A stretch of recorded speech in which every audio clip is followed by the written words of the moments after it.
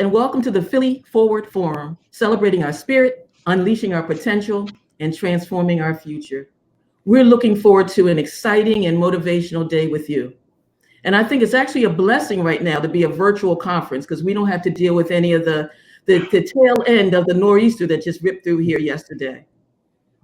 I'm sure many of you will join me in celebrating the fact that we are just a few days away from the end of 2020.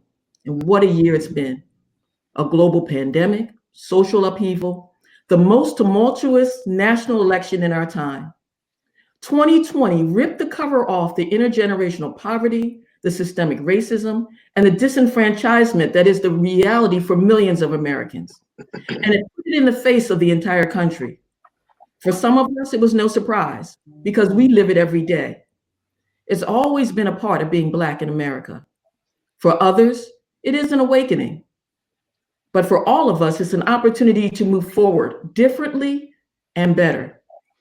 And I think it's fitting that we're here and talking about this today in Philadelphia because we have a history of being at the beginning of things.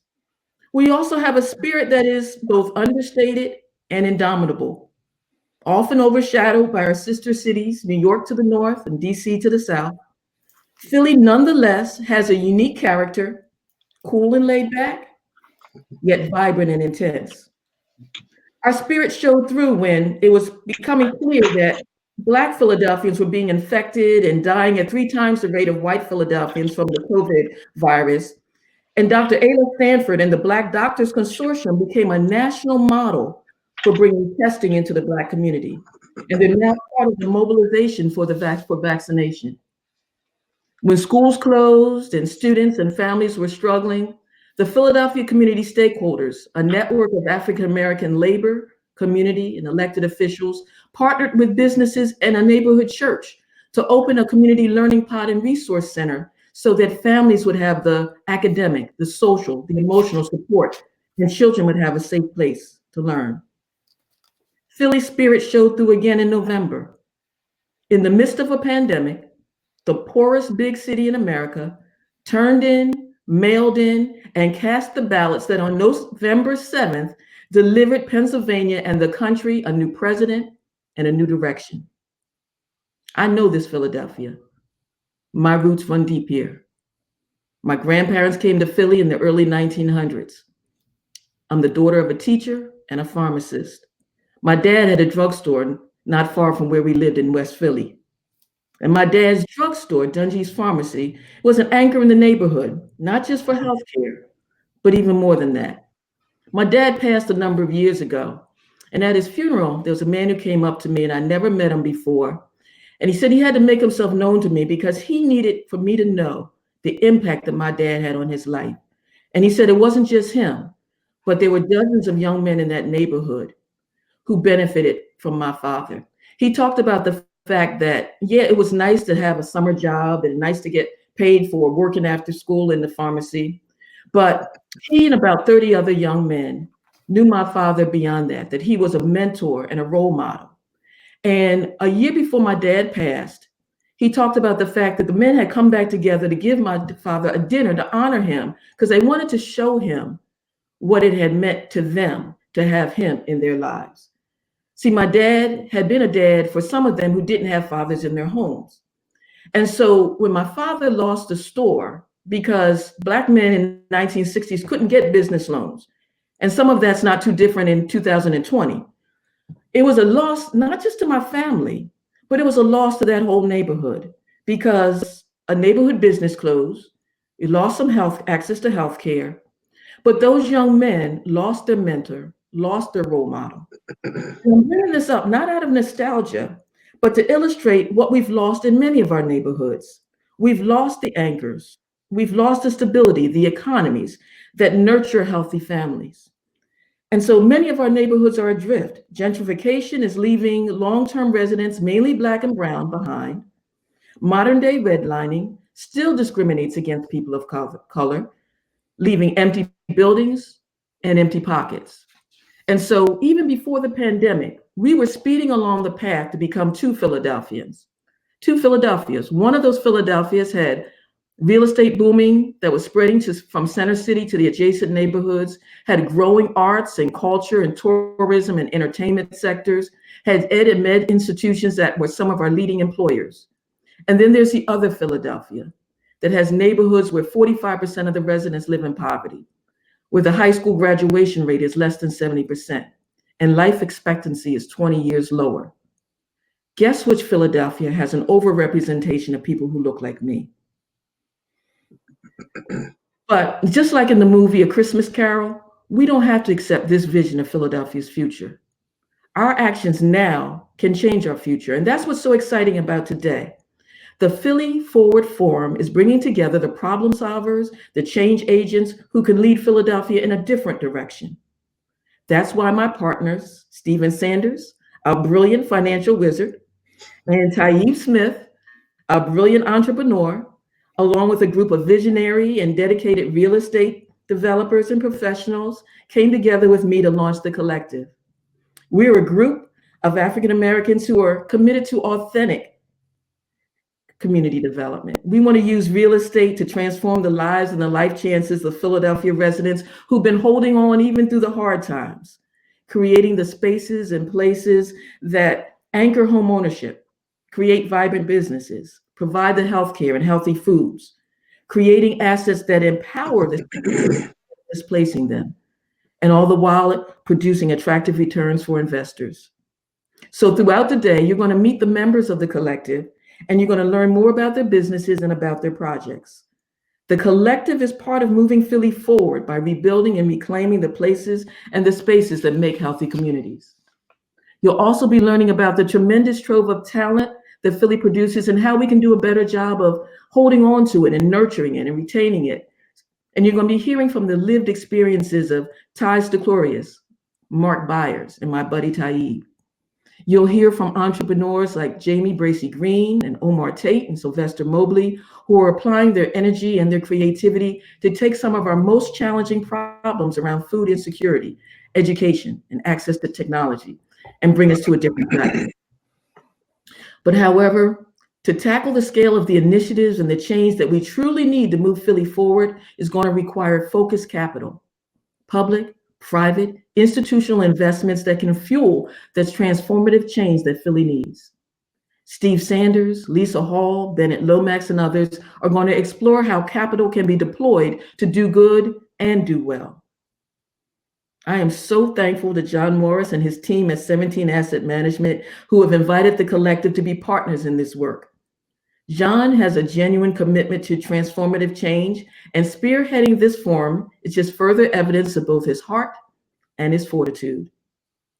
So I hope today each of you will decide how you can be part of the Philly Forward movement. Decide where you fit into transforming our city, whether it's to reclaim and rebuild healthy spaces, develop the talent, unleash the creativity, or focus the capital. Committing all of it to break down the biases, the racism, and the bigotry that have undervalued and discounted the intellect, the expertise, the experiences, and the contribution of Black folks and other people of color so that we can take full advantage of all the potential we have in this city. Philadelphia's challenges are deep-rooted, but Philly is well-positioned with dynamic, creative, determined, and experienced change agents who have the vision to move us forward. Forward is movement. It's action. It's putting capital to work to fuel the development, the talent, the creativity, the entrepreneurship.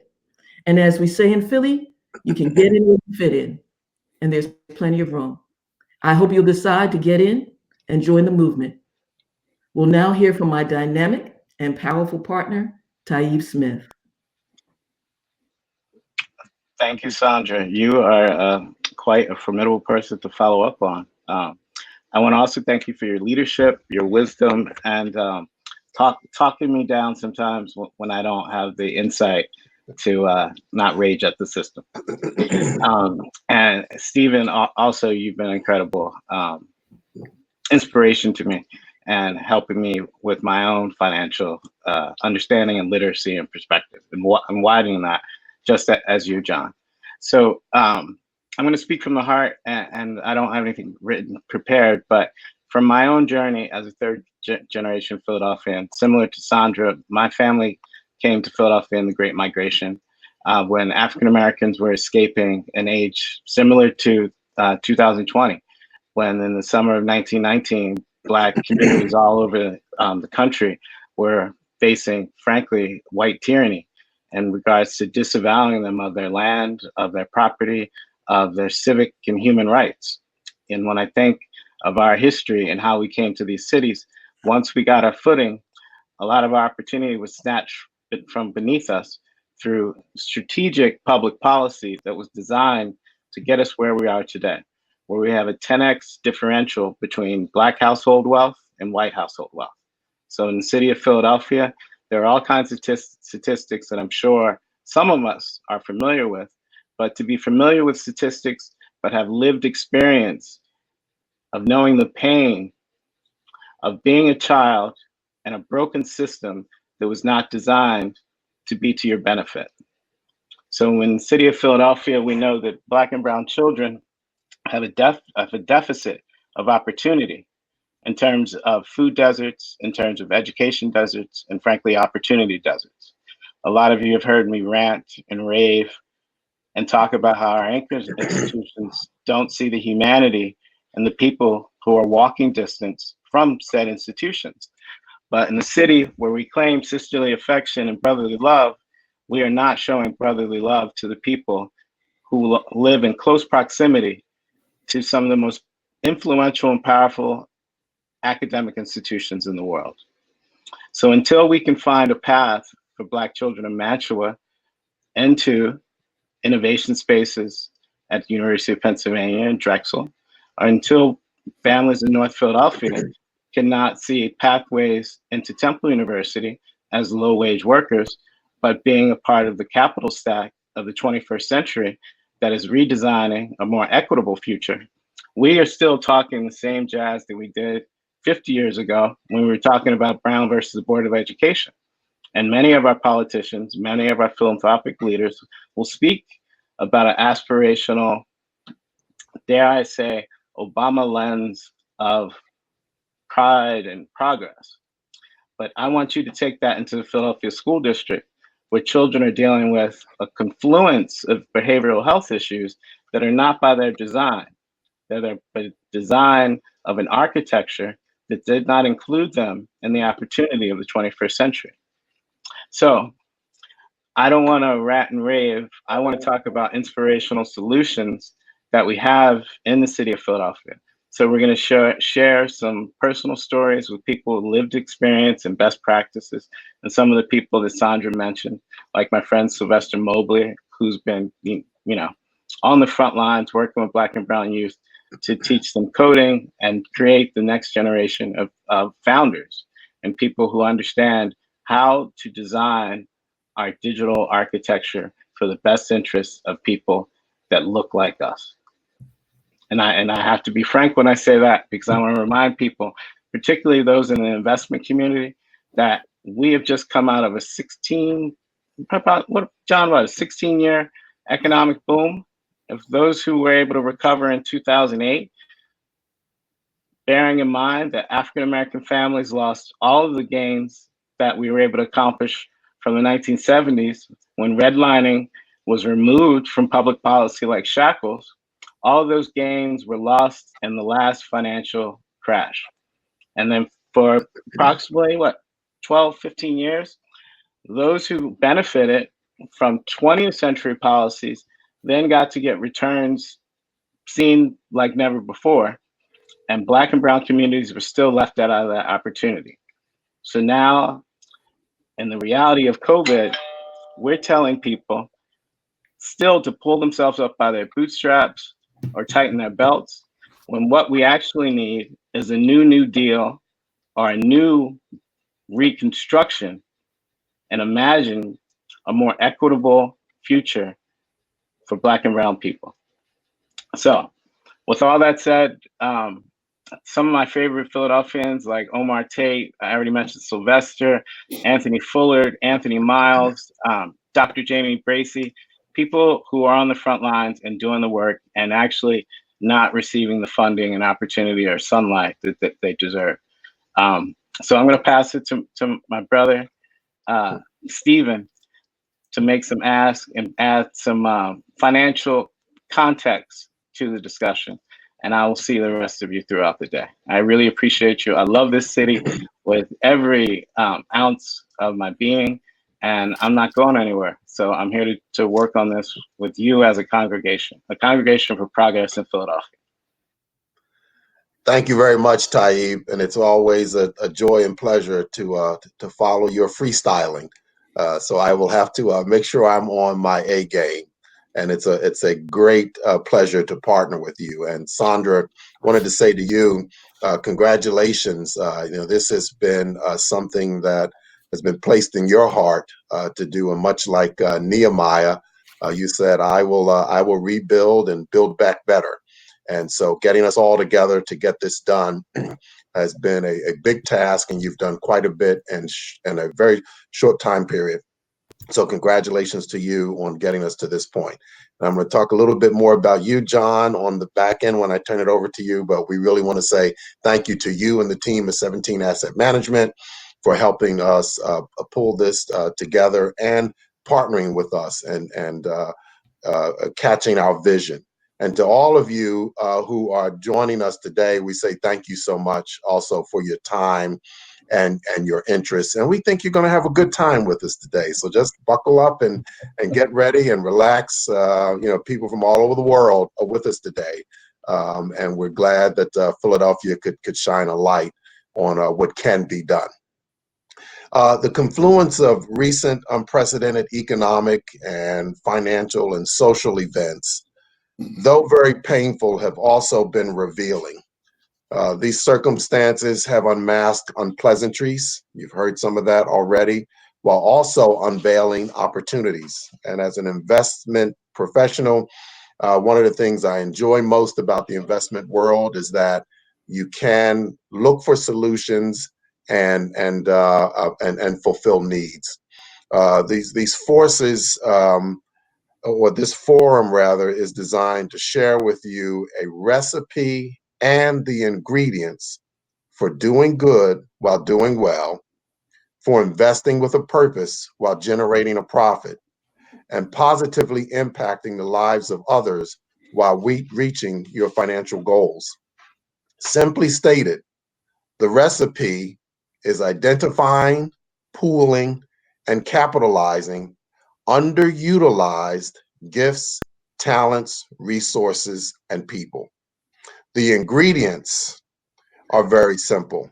It's courage, commitment, and most importantly, the glue that puts it all together is capital. Through all of the members of the collective, we have identified over $250 million in high quality, shovel-ready, investable projects in Philadelphia. You will meet and hear from some of these outstanding, very courageous entrepreneurial developers. You'll hear from them throughout the day. You'll get a chance to know them as well and hear about some of their projects. To provide access to these opportunities, we are creating a fund, and this fund will pull together it's pooling together already, and we've begun to do due diligence on the developer projects of the members of the collective. We're creating something called the Collective Investment Fund, and as a matter of fact, it has already been created. This fund is designed to serve as a vehicle for sustainable, impactful, profitable investing. We will share more about the fund at the conclusion of this forum, so stay tuned. You will hear tidbits about the fund throughout the day. And if it seems different or maybe a little bit strange to you, that's because this is an unprecedented fund. And I think it's very fitting that Philadelphia is the birthplace of such an idea. We may have started it, but it won't stop with us. So we thank God for this opportunity, and we thank you for participating with us. Now I want to turn it over to John, who's an amazing Renaissance man in the investment world. John Morris has been in the investment world for a number of years, and he's a different type of investment professional. He's one that sees around the corners and sees beyond what's just in front of him and is willing to put on the line his resources to help others get to where they want to be. So John, again, we salute you and we say thank you to you and the phenomenal team at 17 Asset Management for getting us to this point. John, take it away. Well, thank you, Stephen. And it's just been so much fun working together with you all. It feels like working with a family. And I'm grateful for you, Steve, and Sandra, for just shedding the light on everything, and Tayyib to just speak the truth every day about everything. It's amazing. Just like for everyone on the line, just like to say Merry Christmas, Happy Hanukkah, Happy Holidays. We get into the Christmas spirit. We get into the holiday spirit. Don't forget Kwanzaa, John. and put an end to this year in which we have lost so many. One that has taught us so much and has given us the passion to change things for the better for 2021. 17 Asset Management is pleased to be hosting this with our partners, the collective, Sandra, Tayyib, Stephen, as well as the developers represented as the members of the collective.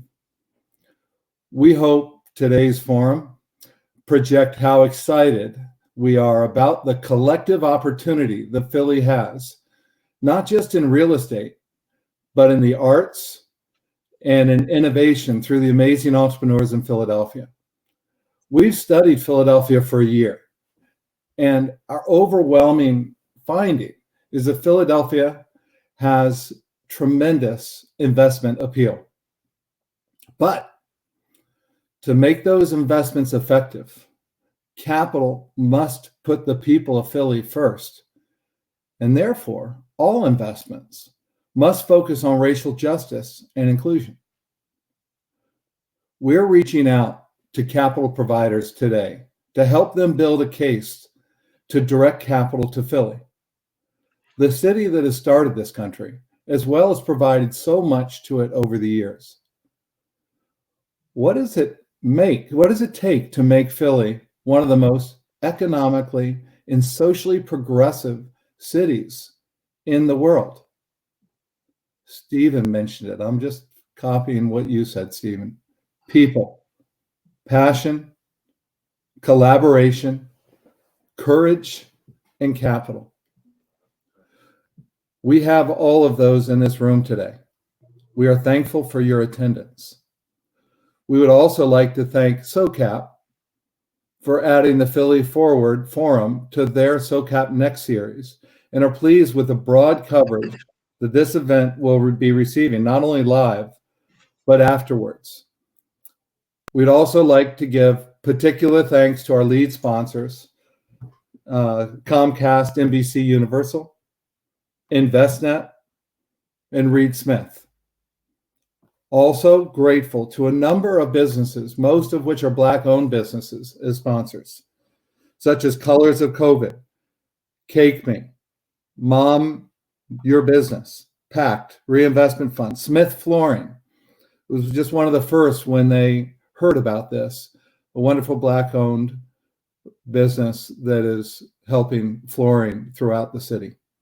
Spirits Up, and Teachers Reimagining Today's Resources, and Jefferson College of Architecture, and the Built Environment. And our partner sponsors, Community Ventures, Forbes, The Culture, Generosity, Impact PHL, Technically, and Word. You can't do stuff like this on your own. You need help. You need people to get behind the message. And all of you sponsors, we're grateful. The arc of this, as you've heard, there's going to be so much richness in the content today. I would get your coffees, I'd get your snacks on the side. We've even filled up like the breaks with selective highlights of things that are going on in Philly.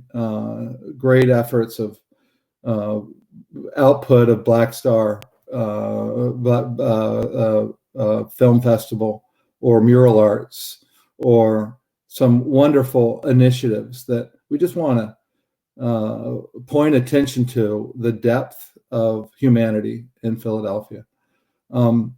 And as we go through the different storytelling of real estate, of arts, and humanity as an opportunity, and also in entrepreneurialism, we also want to point out that capital is not going to get there in its own silo. It's not going to be the answer unless we have institutional capital, private capital, family wealth, all at the table, making equity investments into Philadelphia, aligned with nonprofit capital and the support and catalytic activity of the government. Those are some of the discussions that we'll be having today. And then last, to kind of set the stage, we want to hear from experts who have written deeply about Philadelphia, just as a baseline, from Pew, from Policy Link, and from the Federal Reserve. There are baseline there to tell us some feedback from the great reports and research they've done. And then afterwards, it's about learning how to get involved and get behind the people that are really doing things in Philly. So with that, the message going into the holidays is gratitude. We're thankful for all of you listeners, thankful for the collective, thankful for our sponsors, and thankful in advance for the things under our tree that are going to be commitments coming from attendees saying how they want to get behind a number of the initiatives that they learned today, or at least they want to get into a discussion about that. And this is not an event for events purpose. This is an event for taking action. So we will be, and we'll remind you of this at the end of the day, we will be following up to get each of you into the discussion on how you can be involved. And so once again, we're grateful, and I'll pass it back to the event and to move on to our next session. We're very excited. Thank you all.